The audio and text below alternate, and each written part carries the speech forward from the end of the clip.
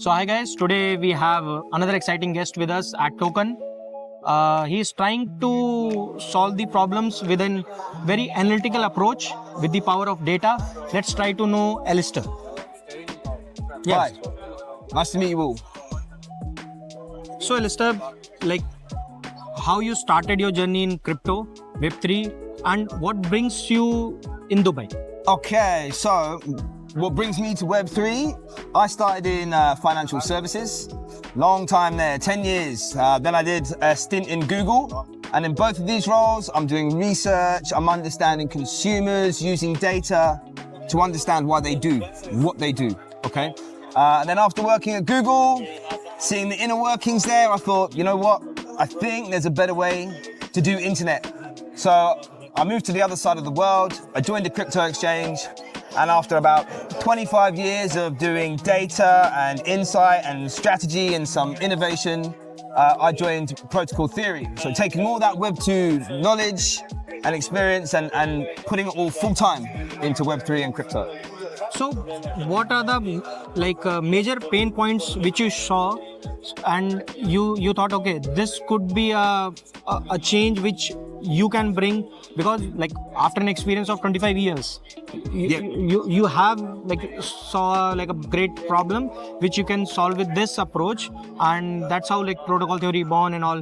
Yes. So what was that exact problem you were trying to solve, and what's the exact state at which you have achieved now? Yeah, so we haven't solved the problem yet. We still have the problem. And the problem is that if you think globally, only 1 in 10 people have adopted crypto. Yeah. So that's the challenge, right? How do we increase adoption? We want to see mainstream adoption, right? So that means the problem is, how do you move past, so the crypto users today, they're enthusiastic about the technology, they're technologically proficient, they are what we call, innovators and early adopters, okay?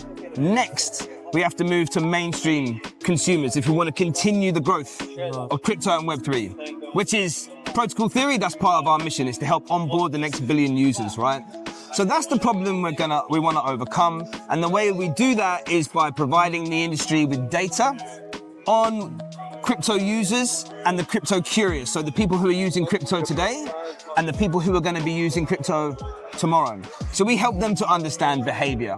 Typically our clients are exchanges, wallets, hot wallets, cold wallets, on-ramps, NFT providers, gaming projects, media teams as well. And we provide insight and data to all of these different organizations to help them to build products, optimize proposition, and to optimize their marketing and grow their business. Got it. So you mentioned about the insights which you provide. Yes. Can we deep dive into what sort of data parameters are there? Yeah. What the insight or the research which you provide, so that the community can understand, okay, if we want to solve this problem, these are the parameters which you are taking care of. Yes. And then they can connect with you, or they can thought, okay, this could be a good approach. Yes. All right. So let's start with some basics, right? So a lot of our clients are exchanges.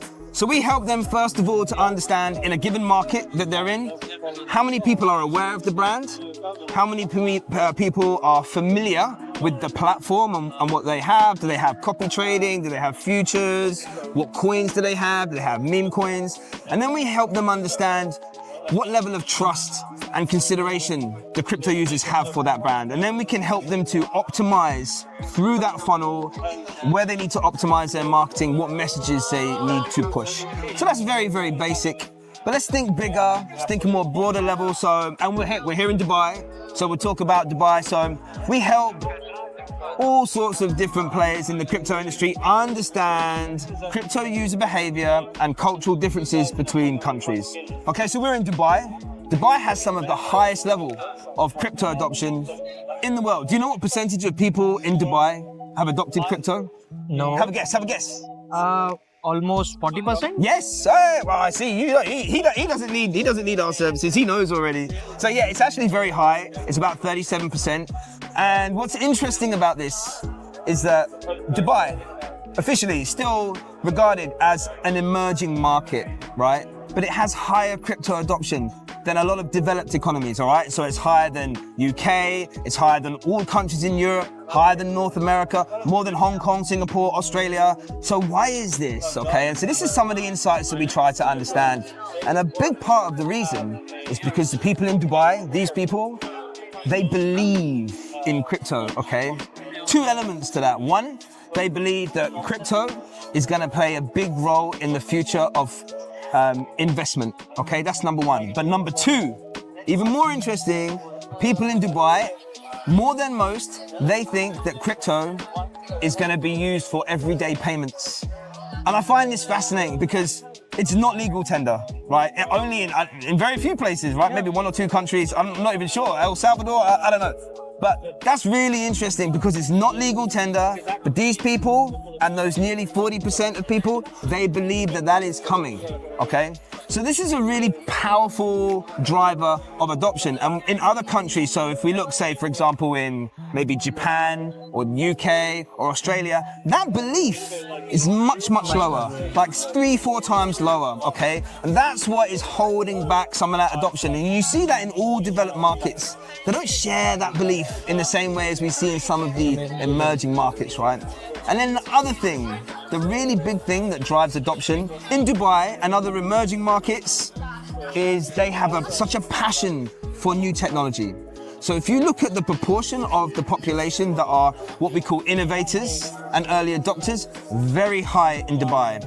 Also very high in places like Thailand and India. And in those countries as well, we see that's really driving internet adoption. But there's a catch. They're not necessarily, the crypto adoption is high. That does not mean that they have a higher tolerance for risk.